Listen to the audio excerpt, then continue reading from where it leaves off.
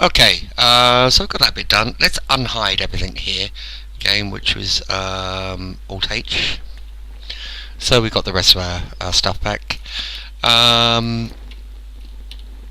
Next, well, let's do a pillow. Alright, now once I start putting this texture everywhere, it's going to start getting confusing for me. So quite simply, what I'm going to do is I'm just going to select this frame material, and I'm going to delete the texture node. I don't even have to delete it. I can just control and drag my left mouse over the node to delete that node. Okay. Material. Let's go back to texture. Oh, it's still showing on there. I thought that would have done it. Rendered. Let's go back to texture. For some reason that texture's stuck on there, which is number 8. Alright, well I guess that didn't work.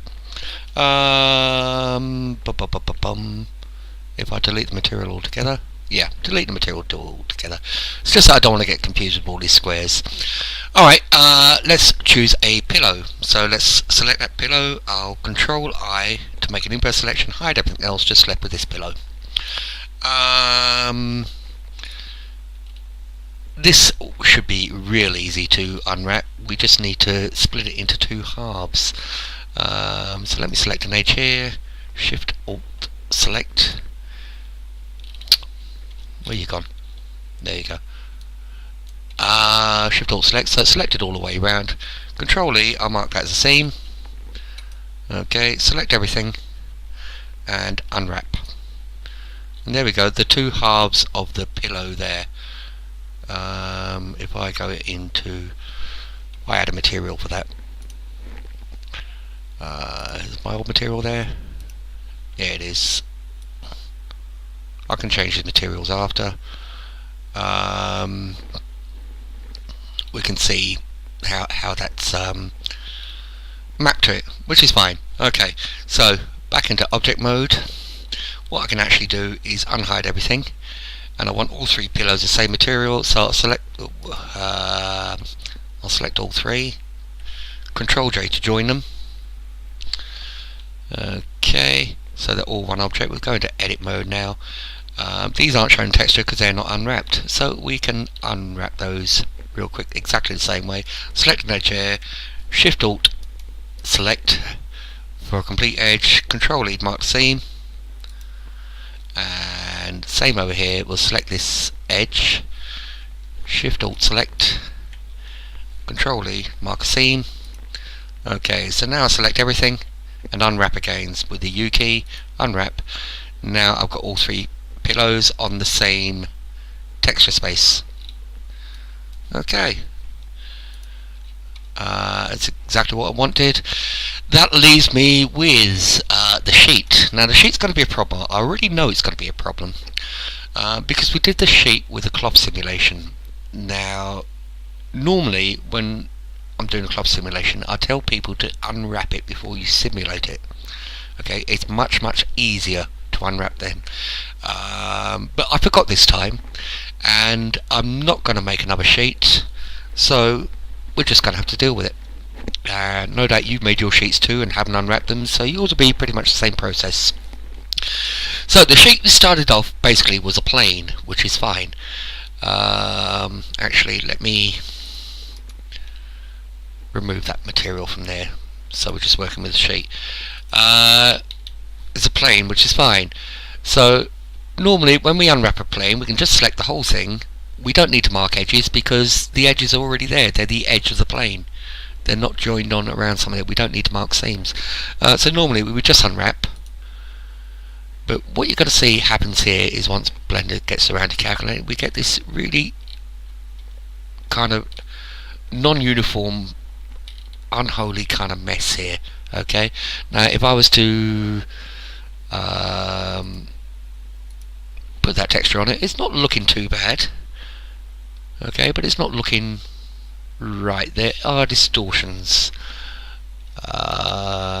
You know, you can see stretching here and around here. It's not looking the way I would want it to. Okay, so but what we can do is we can unwrap from active faces, I think it's called. Follow active quads. That's it. Okay.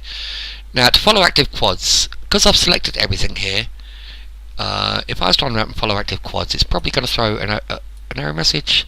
No active face. That's because we didn't have a face selected first. So let me go into face select mode here. Let me select a face. It doesn't matter, any face. And then I select all. And I press unwrap follow active quads. Okay. And you can see this has mapped out a lot squarer and nicer than it did before. Now this follow active quads, I don't normally recommend it, but it does work well with planes, especially when you've done a cloth simulation on it.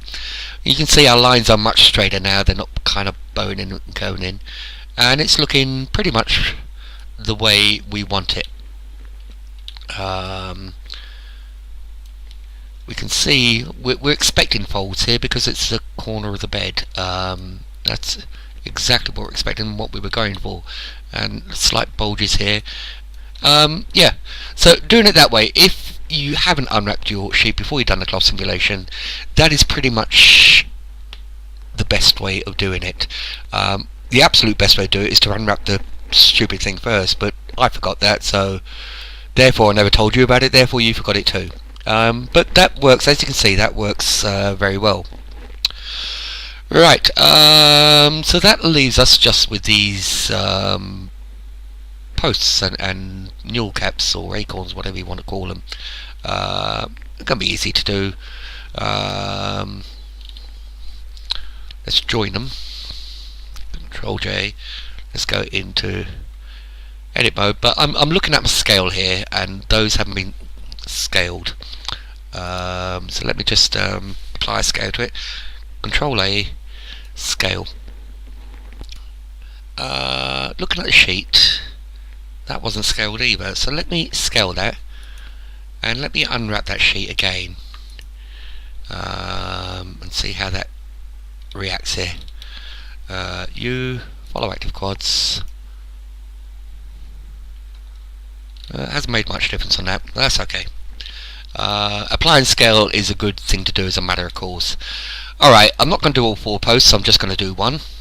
So I need to select the post first.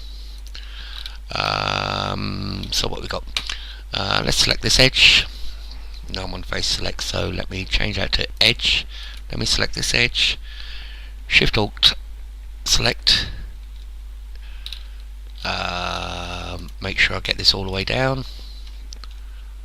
Control E to mark that seam. That's good. Now let's say this one.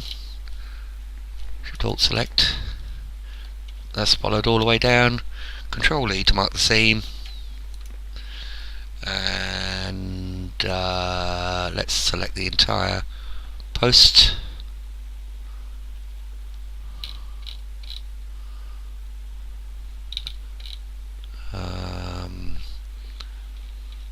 Right, okay, and let's unwrap that post. And yeah, that's working pretty well. We got the kind of the top half of the acorn, the bottom half of the acorn, this little ring where this square relief is, and a post, all looking pretty good. Alright, so obviously I would do that for all 4 and unwrap them so they all fit on the same texture, they're all the same material. And the last thing to unwrap here would be this fretwork. The 2 are the same, so I'm not going to worry too much about that. So let me inverse select and just hide those, so I'm just left with this one. Edit mode. Okay. So how would I unwrap this? Well, I think simply we've got 2 sections here. Okay. I think I would select this edge here. Shift Alt select to select that entire edge the whole way along. Okay, I would do the same on the bottom one. Well, let me mark that first. Control E, mark as a seam. Do the same on the bottom one. Control E to mark that as a seam. Select everything and unwrap. Okay, and we can see we've got our two strips here. It's not covering the whole texture,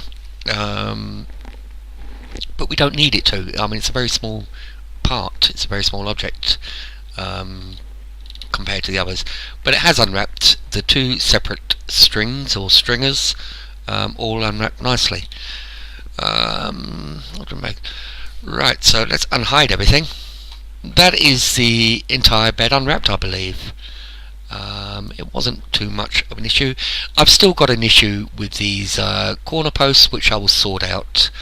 But it's not a big issue.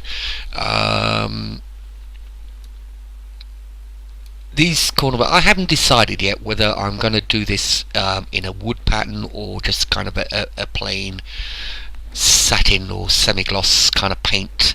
I'll decide that when it comes to texturing, but the way it is at the moment, it's really not going to matter too much. The bed's unwrapped pretty nicely the way we want it, and that just leaves us with the bacon of the textures, which will finish up the project. We're going to get to the bacon of textures next week.